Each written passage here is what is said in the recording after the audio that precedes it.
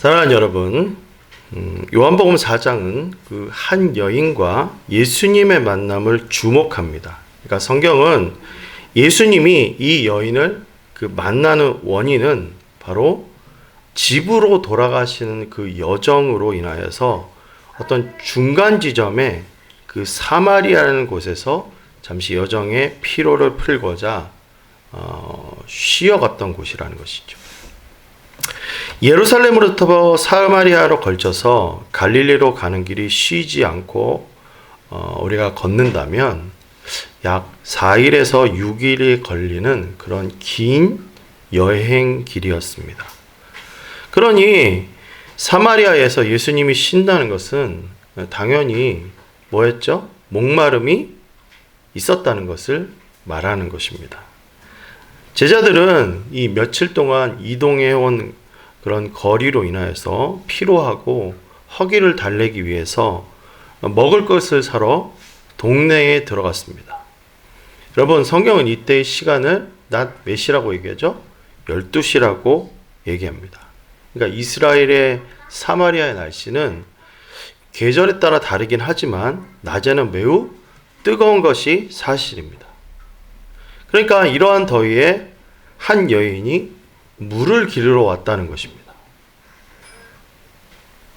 그러니까 예수님은 그 여인에게 물을 달라고 하세요. 여러분, 이 여인의 물을 달라고 하는 사람을 이렇게 바라보면서 놀란 눈으로 위아래로 쳐다보면서 이렇게 말하는 겁니다. 아니, 당신 유대 남자고 나 사마리아 여자인데 어떻게 나에게 마실 것을 달라 합니까? 에? 왜 그러는 거죠? 하면서 의아해하는 거죠. 여러분, 여인이 이렇게 말한 이유는 이유가 있었죠. 당시에 유대인들이요, 사마리아 사람들을 상종하지 않았기 때문입니다. 여러분, 이 문제는 단순하지 않았어요. 그러니까 역사적으로 분영 왕국 때부터 상당히 오랜 기간 동안 정서적, 정치적, 신앙적인 갈등이 계속 있기 때문에 서로 상종하지 않았습니다. 그러니 여자는 유대 남성이 지금 자신에게 말 거는 것이 정말 당황스러운 것이었습니다. 근데 그것도 모자라서 예수님은 여인에게 이렇게 말합니다. 당신이 하나님께서 주시는 선물이 무엇인지, 또 당신에게 마실 것을 달라고 말하는 이가 누구인지 알았더라면 오히려 그 사람에게 구했을 것이고, 그러면 그가 당신에게 생명의 물을 주었을 것이라고 말씀하시는 것입니다. 이 PPT 나오고 있나요? 네.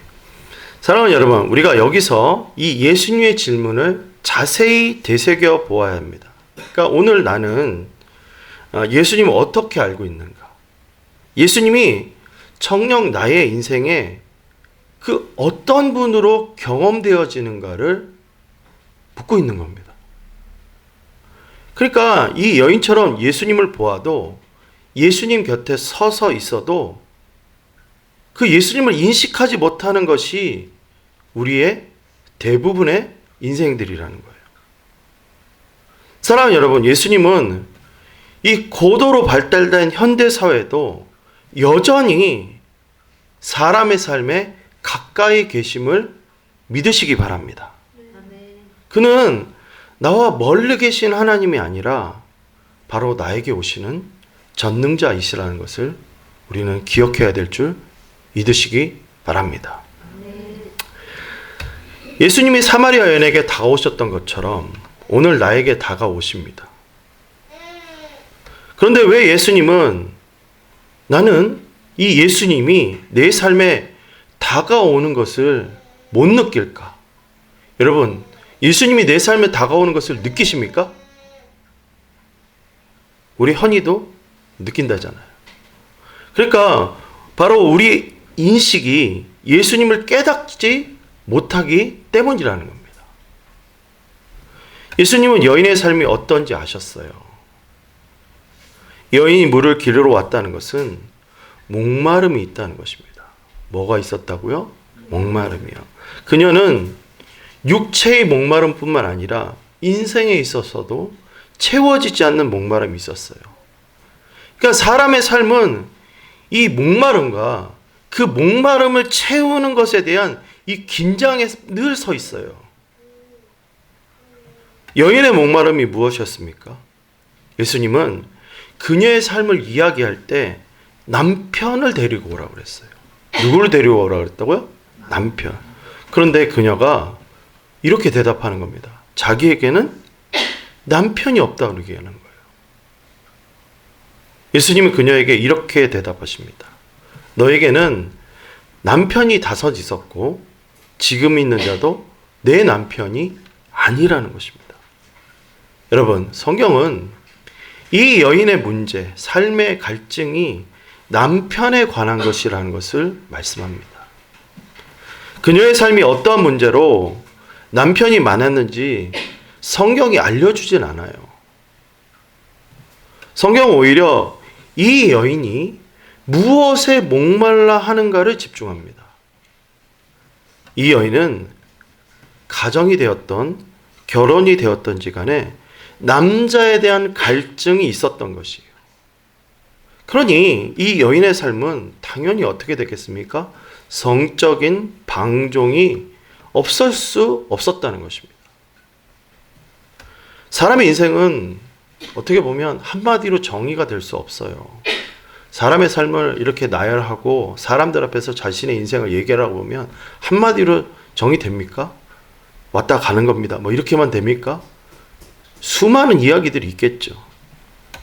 처음에는요, 이 여인도 좋아서 시작했던 연애가 점점점 깊어져 가지고 사고를 치게 되고 임신을 하다 못해 가정을 가졌지만 서로가 사랑해서 시작되지 않았기 때문에 조금씩 시간이 지나가면서 사랑이, 좋은 감정이 미움이 되고 이혼하게 되고 이런 육체 욕구에 기대한 만남이 반복되다 보니까 인생의 결혼이 적어도 3번, 4번 이렇게 가는 겁니다. 이게 이 여인의 문제가 아니에요. 오늘날 한국에 있는 많은 가정들이요, 이렇게 이혼과 결혼을 반복하고 있습니다. 여인도 그랬어요. 자신의 삶의 만족을 적어도 남자가, 사람이 해결할 수 있을 것이라고 생각했다는 거예요. 그러나 결혼을 해보면 아시겠지만 남자든 여자든 간에 결혼이 자신의 삶의 만족을 가져다 줄 수는 없습니다. 결혼은 자신의 욕구를 채우는 제도가 아닙니다. 둘이 합하여 한 몸을 이루는 하나님의 뜻이 반영되게 하는 곳이 바로 가정인 줄 믿으시기 바랍니다. 그러나 이 여인은 무슨 일인지 가정에 문제가 많았어요. 이혼인지 아니면 동거인지 모르겠지만 계속해서 남편이 바뀌었다는 거예요. 한번 결혼하고 힘든데 이 여인의 삶은 정말 다사다난했다는 거예요. 다사다난했다는 거예요. 그러니 남편으로 채우고자 했던 갈등은 더욱더 커졌습니다. 아무리 남편을 바꿔도 그 인생의 목마름이 해결할 수가 없었다는 거예요. 사랑하는 여러분, 사랑의 삶은 이 인생의 목마름을 해결할 수가 없어요. 그러니까 사람의 삶에 드러나는 어떤 목마름을 좀 우리가 구체적으로 정의하면 5가지 정도 돼요. 한번 볼까요? 사랑과 인정에 대한 목마름이 있습니다. 누구나 사람은요, 사람에게 인정받고 싶어 하고 자신의 인생을 뭐예요? 누구에게 사랑받고 싶어요. 2번째 뭡니까? 의미와 목적에 대한, 그러니까 내 인생을 나는 이렇게 살아보겠다 하는 그러한 목마름이 있어요. 또 뭐가 있습니까? 의와 용서와 사랑에 대한 목마름이 있어요. 그 다음에 평안과 안전에 대한 목마름이 있어요. 여러분, 사람들이 왜 그렇게 돈을 많이 버는지 아십니까? 돈이 뭘 가져준다고 믿기 때문에 자신의 삶에 평안과 안전을 가져다 준다고 믿기 때문입니다. 근데 막상 돈이 오면요, 칼이 움직여요. 그렇지 않습니다. 또 뭐가 있습니까? 사람은요, 영원한 삶에 대한 목마름이 있습니다. 이러한 사람의 목마름은 현대에 우리의 삶에 어떻게 여러분 표출되고 어떻게 지금 해소되고 있는가? 첫 번째, 중독과 의존이라는 밑빠진 독에 물붓기로 우리의 삶이 바뀐 것입니다. 여러분, 영혼의 공허함을 물질적으로 채우기 시작하면요, 사람이요, 처음에는 이게 물이 채워지는 것 같아요. 갈증이 해소되는 것 같아요. 근데 여러분, 더운 날 콜라 마시면 어떻게 되죠? 시원해요? 더 목마릅니다. 네? 여러분, 물이 아닌 것을 더욱더 마시게 되면 어떻게 되죠? 그렇죠. 나중엔 이 탈수증이 와요.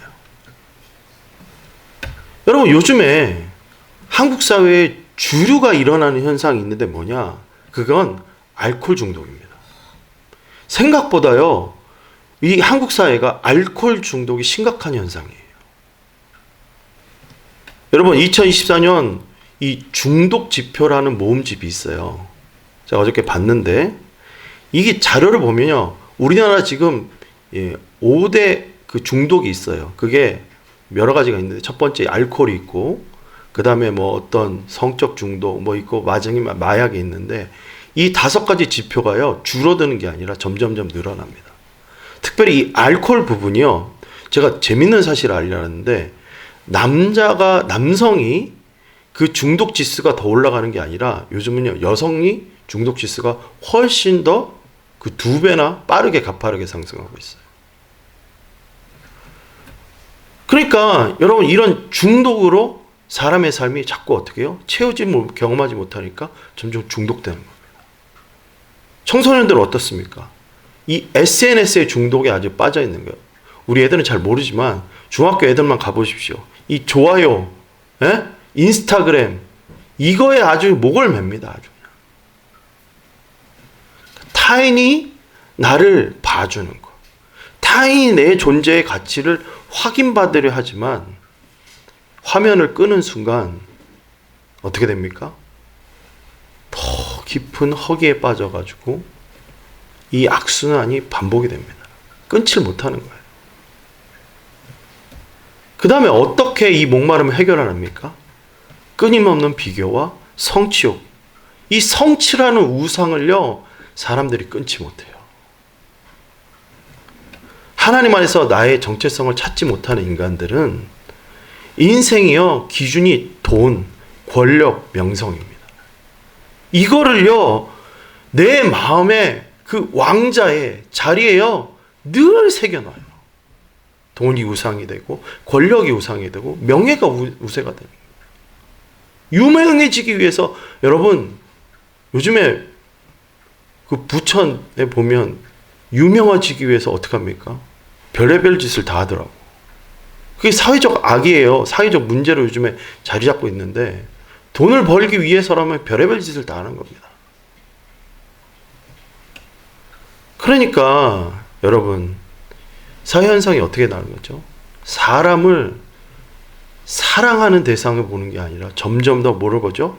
경쟁의 상대, 나와의 비교 세상, 나보다 돈이 얼마나 많나, 나보다 얼마나 더 가졌나, 이걸로 점점 뭐예요? 사람이요, 비교하고 자기의 욕구를 채우기 위해서 계속 달려가지만 결국은 어떻게 됩니까? 사람이 번아웃이 와서 나중엔 어떻게 돼요? 아니요. 죽는 것도 있지만 공황장애에 걸려가지고 아무것도 못하게 하는 거예요. 여러분, 요즘에요, 사회 현상이, 한국 사회 현상이 우울증이요, 가파르게 성장해요. 그래프를 보시면 알겠지만 이렇게 거의 직선에 가깝게 올라갑니다. 이게 뭔지 아십니까? 우리가 성공에 중독되어 있기 때문에. 세 번째, 우리가 인생의 목마름을 자꾸 뭘로 해결하느냐? 관계에 대한 집착으로, 사람을요, 신으로 갈망합니다. 상대방이 나의 모든 정체성과 행복을 책임져 주길 바래요. 그래서 요즘 그런 현상들이 있어요. 여러분, 요즘에요, 들어주는 것만 해도 돈을 내려고 해요. 자기 이야기 들어주는 것만 해도 돈 냅니다. 요즘 상담이요, 굉장히 각광받는 직업입니다. 왜 그런지 아십니까? 요즘은요, 수많은 매스미디어들이 발달했지만 오히려 고립된다고 하는 거죠. 그래서 배우자나 연인 곁에 있으면서도 내가 굶주림을 해결을 못해요. 부모의 말도 안 듣고 자기의 마음도 안 듣고, 그러니까 마음대로 막 사는 겁니다.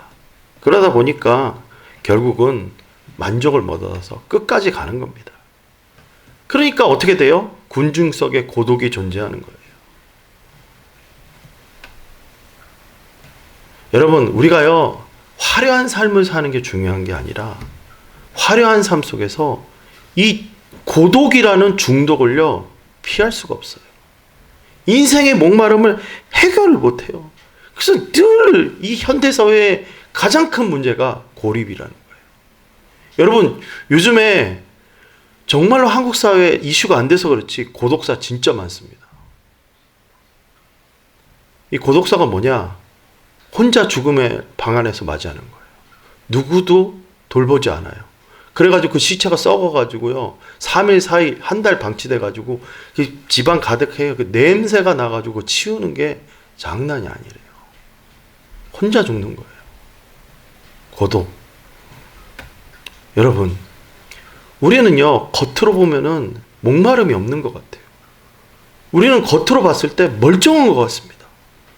그런데요, 여인이 가지고 있었던 이 목마름을 누구나 하나씩 다 가지고 있다는 거예요. 사랑하는 여러분, 내 안에 가지고 있는 목마름은 도대체 무엇입니까? 정말 내 인생 가운데 마셔도 해결되지 않는 그 인생의 목마름은, 여러분, 우리가 중독 혹은 고립, 의존, 성취로 채우려 하고 있지 않습니까? 예수님은 이러한 사람의 목마름을 해결할 자로 오셨다는 거예요. 그래서 오늘 여인에게 뭐라고 얘기하셨냐? 이 물을 마시는 사람은 다시 목마를 것이요. 그러나 내가 주를 물을 마시는 사람은 누가 되었던 간에 영원히 목마르지 아니할 것이요. 내가 주는 물은 그 사람에게서 계속 솟아나는 영원한 생명을 가져다는 우물이 될 것이다. 사랑하는 여러분, 예수님이 사마리아 여인에게 자신이 목마르다고 하신 것은 진짜 목마르셔서가 아닙니다. 다른 의미로서 목마름이라는 거죠. 그게 뭐죠? 그가 나를 대신하여서 그 목마름을 해결해 주시는 분으로 다가오신다는 겁니다. 사람의 인생에 있어서 채워지지 않은 목마름, 이것은 바로 하나님의 생명으로부터 내가 분리되었기 때문입니다. 이러한 상태를 성경은 진노의 상태, 심판의 상태에 놓였다고 표현합니다. 그러니까 사람은 죄 때문에 영적으로 목마른 거예요. 사람은 하나님이 없이 살면은 잘 살 것 같았지만 근본적으로 해결되지 않는 그 영원한 갈증에 시달리고 또 시달리는 거예요. 그런데 예수님은 나를 대신해서 저주를 받아서 십자가에 달리심으로 그 내 인생의 목마름을 대신 짊어지신 것을 예수님은 오늘 우리에게 말씀하시는 것입니다. 예수님의 십자가 지심은 나 자신의 죄 때문입니다.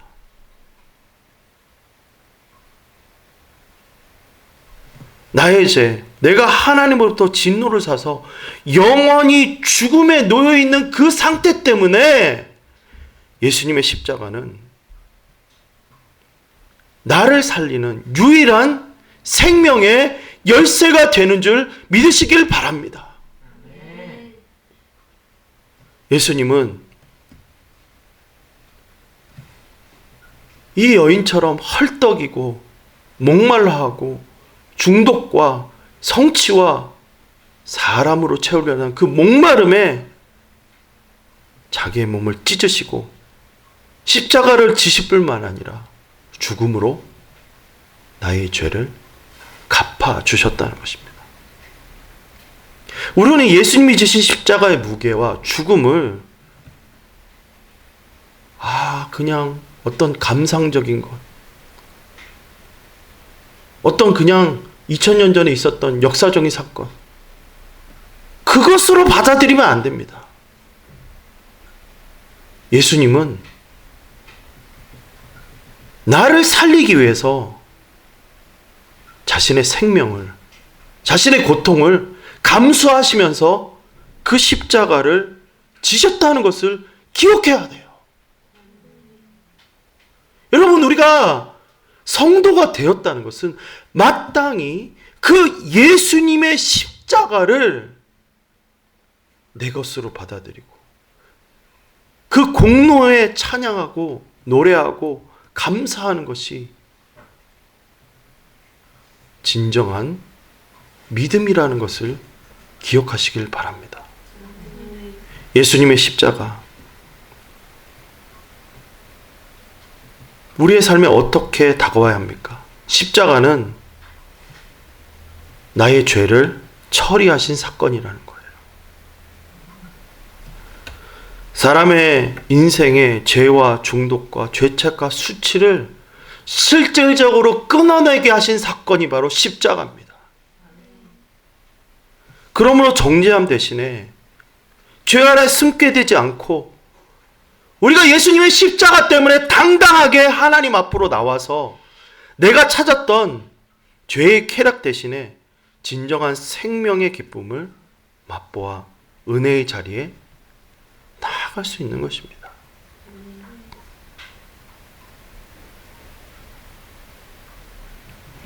두 번째, 십자가는 나에게서 우상을 내려놓고 참된 생명의 아버지, 나의 근원을 붙들게 합니다. 여러분, 예수님의 십자가 때문에 내가 깨닫는 것이 있어요. 그게 내가 얼마나 목마른 존재인지, 내가 얼마나 악한 사람인지를 깨닫게 되는 거예요. 내가 하나님 대신에 붙들었던 것이 무엇인지를 깨닫는 것입니다. 여러분, 우리는 죄를 너무 쉽게 인식해요. 죄를 너무 쉽게 봐요. 스트레스 풀려고 하는 거야. 내가 오늘 내 삶의 우울한 것을 보상받기 위해 이런 것들을 하는 거야. 술도, 돈도, 스마트폰도, 사랑하는 사람도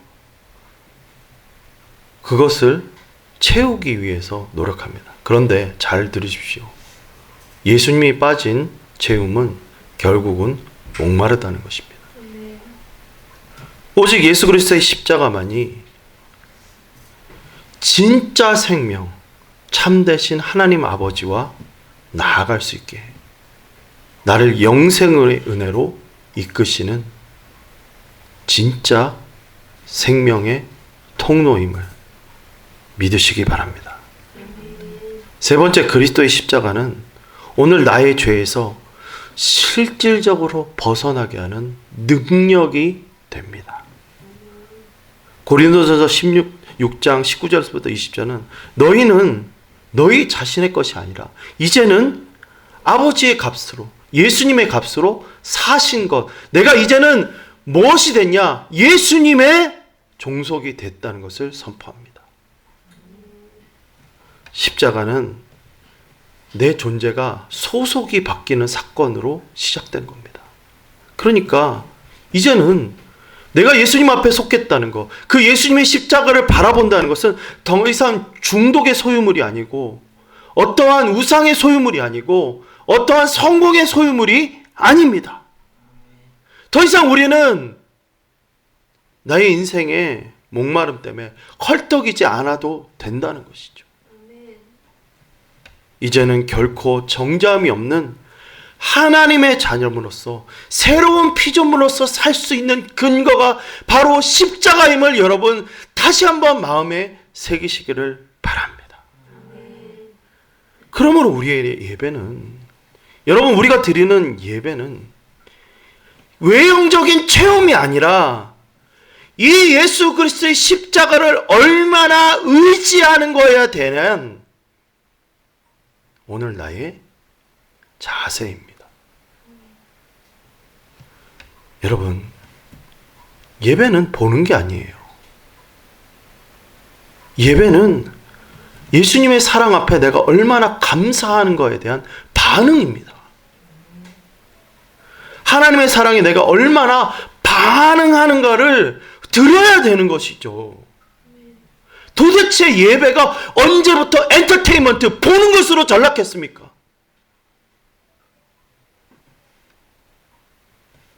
그래서 예수님께서 예배를 얘기하실 때, 이 여인에게 예배를 얘기하실 때 장소가 중요한 것이 아니라 드리는 자가 어떤 자세와 어떤 기준으로 하나님께 나아가는지, 그것이 예배의 본질이라고 설명하신 겁니다.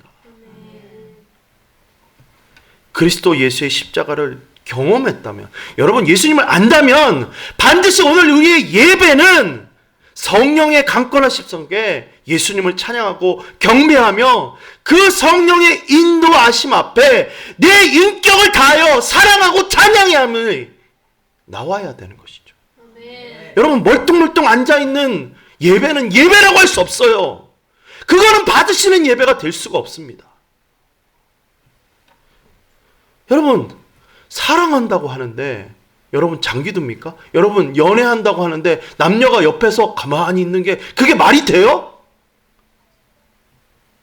내가 예수님을 사랑한다면 적극적으로 그 사랑을 표현하는 것이 진짜 사랑하는 자의 자세임을 믿으시기 바랍니다. 그러니까 예수님이 너가 십자가의 사랑을 안다면 내 마음 깊은 곳에서부터 뭐예요? 큰 기쁨으로 나를 맞이하라고 오늘 요청하는 거예요. 영과 진리로 예배하는 것.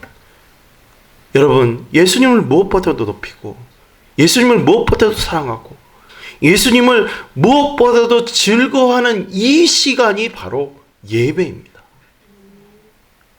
도대체 우리의 모임이 무엇을 위한 모임이 되어야겠습니까? 적어도 나는 이 안디옥 교회 하나님의 백성이 이 드리는 예배는 십자가가 날마다 기억되는 예배가 되기를 간절히 바라고 바랍니다. 여러분 우리는 예배를 통해서 내가 누구인지를 기억해야 돼요. 내가 용서받은 자, 내 목마름을 해결할 수 없었던 자라는 것을 기억해야 됩니다. 여러분 예수님의 십자가가 아니었더라면 나는 죽은 사람이에요.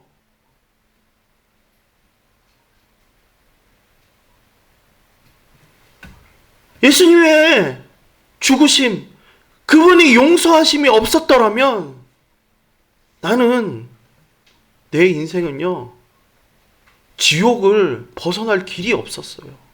하나님의 화목과는 전혀 관계가 없는 삶이 될 수밖에 없었다는 것입니다. 우리의 예배는 늘 예수님을 사랑하게 예배하는 것, 예수님의 십자가를 기억하면서 예배하는 것.